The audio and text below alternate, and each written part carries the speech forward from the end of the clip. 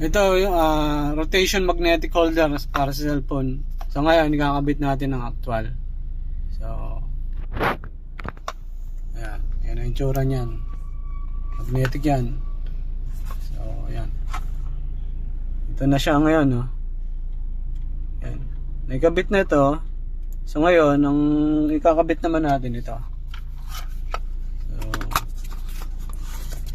ayan. Ito, may sticker yan, adhesive. Ito yung magnet. Ikakabit natin ito sa phone. So, ayan. Tapos muna. Pakita ko sa inyo. Ayan, ikakabit natin ito. Ayan, dito siya ikinabit para hindi maharangan yung button. So, ayan, ikabit natin. Ayan o. Ay, teka lang.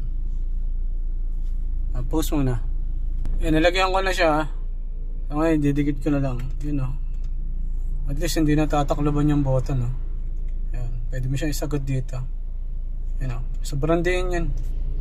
Yun lang. Nasa description yung link.